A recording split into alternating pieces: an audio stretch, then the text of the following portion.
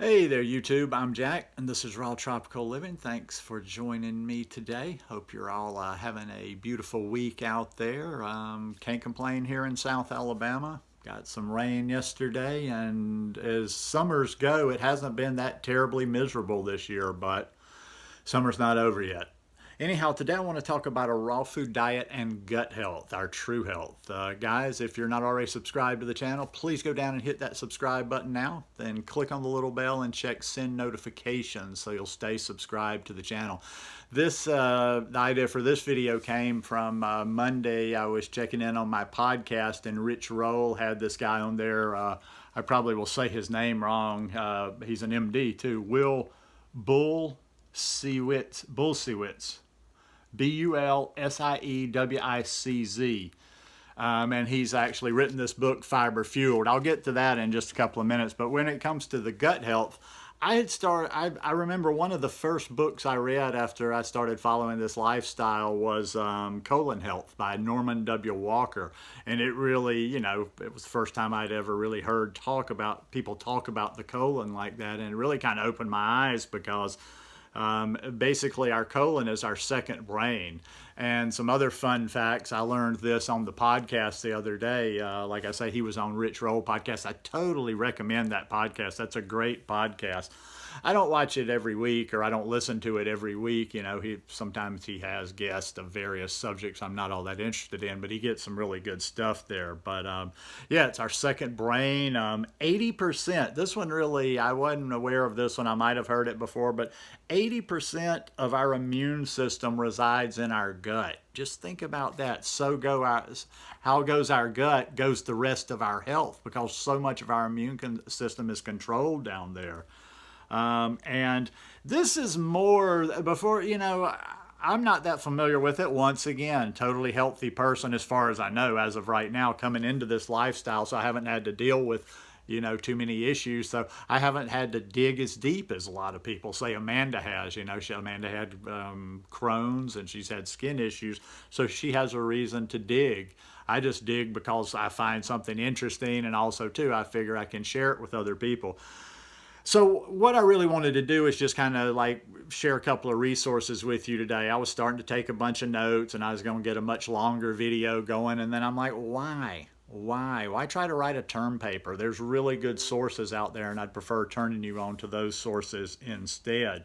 And listen, I know a lot of people out there think this is so much more. We're talking about more than simply taking a probiotic. That's as far as it goes with most people when you talk gut health. And to be honest, like I say, I'm not making fun of that. I don't know that much about it myself, but it's definitely more than just getting yourself on a probiotic, because if your gut's already compromised, it's not gonna, there's stuff you need to do in addition or even before taking a probiotic on there. So and one thing too, a lot of people, this may seem counterintuitive to some people, because some people, for their gut, for whatever reasons, they start a vegan diet, a plant-based diet, a raw food diet, and they get all this bloating and problems with their gut, problems with their stomach, intestines, what have you.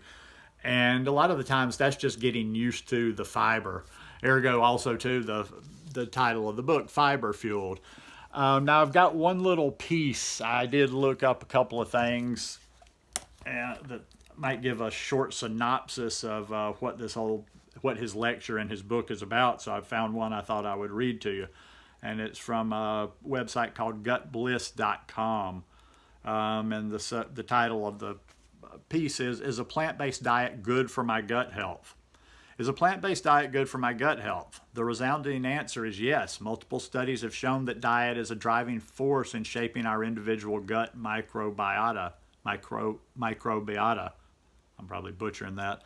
The food that you choose to eat will leave an imprint on your gut microbial makeup in less than 24 hours. And when we compare what happens on the most basic level between a plant-based diet and an animal product diet, we observe radical differences. Notably, that less than 5 days on an animal-based diet results in increased growth of inflammatory bacteria, allostipes, biophilia, and bacteroids, and a decreased growth of anti-inflammatory bacteria, Roseburia, Ubactum rectile, and Rumeniscoscus bromi. These are obviously huge words. I will put this I will put a link to this in the description below. Dramatic increases in Bilophila wadsworthia, a bacteria strongly associated with the development of inflammatory bowel disease like Crohn's and ulcerative colitis. Significantly lower levels of short-chain fatty acids like butyrate and acetate. Increased antibiotic resistance in the gut. That's what a lot of people are dealing with. Production of more secondary bile salts, which are known to cause colon and liver cancer. Not a COVID cough.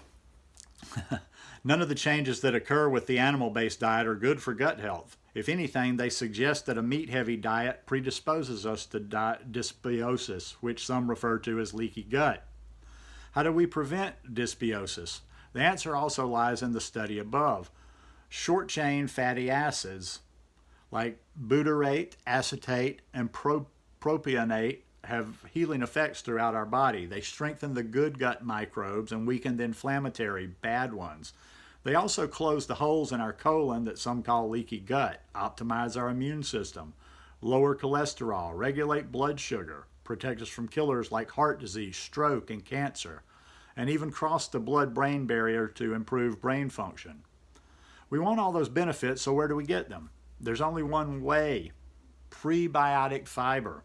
And there's only one place you can get fiber from: plants. Yes, plants have cornered the market on fiber and SCFAs. There are some out there who may claim that you can find butyrate, one of the SCFAs, in high-fat dairy like butter or in a supplement. Just to set the record straight, ingested butyrate is not the same as butyrate produced by our microbes. When you eat your butyrate, it's absorbed almost immediately in the small intestine without ever reaching the large intestine where we need it. This is why all of the studies I'm referencing about the benefits of the SCFAs come from the consumption of fiber. And there is no evidence that butter or a supplement is able to adequately recreate these benefits. But let's take a step back for a moment here. I've told you that the SCFAs that come from dietary fiber strengthen the healthy anti-inflammatory microbes, suppress the unhealthy inflammatory microbes, reverse leaky gut, and have healing effects through the body. No question, fiber is our most essential nutrient for gut health. But beyond fiber, we also know that every single fruit, vegetable, whole grain, seed, nut, and legume has a unique mix of vitamins, minerals, and phytochemicals, which are healing chemicals that you find exclusively in plants. And if you're looking for that last piece of evidence, a groundbreaking study involving more than 11,000 human participants around the world revealed that the single biggest predictor of a healthy gut microbiome was the diversity of plants in the diet. The benefit of plant fiber for a healthy gut is more than theory, it's biology. This is deeply ingrained through 3 million years of microbial and human coevolution. We need our microbes, they need us. When we feed them fiber, they feed us with short-chain fatty acids. It's an essential and mutually beneficial relationship. In my book, Fiber Fueled, we take a deep dive into the gut microbiome, showing how our 21st century lifestyle has left us overfed, undernourished, and hypermedicated. The full healing effects of fiber and SCFAs are explained, and the path to healing and optimizing your gut is revealed. For those of you who don't feel so great when eating a plant-based diet, I have an entire chapter on how to handle food sensitivities, as well as a 4-week plan with more than 75 recipes, laid out in a structured program so that you can gently ease your gut into this newfound healing lifestyle.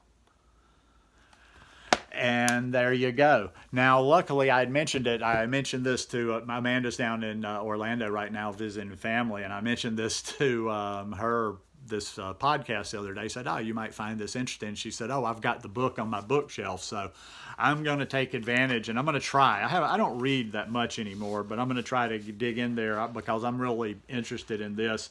I want to take a little bit deeper dive, so I'm going to dive into this one and read at least a little bit of it. I might not read the whole thing, but no, just very, very interesting stuff.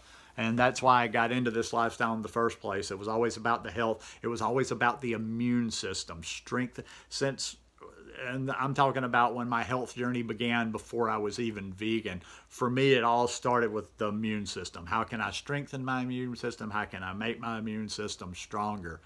And that's just real interesting, that our immune system affecting our whole body lives and dies in our gut. So anyhow, like I say, just I'm going to have I'll have a link to that article down below. Remember the name of the book, Fiber Fueled. Go check out Rich Roll's podcast. Wonderful stuff there. And yeah, hope you guys enjoyed this episode today. If you like it, please give me a thumbs up, and I'll see you again at the end of the week. Peace.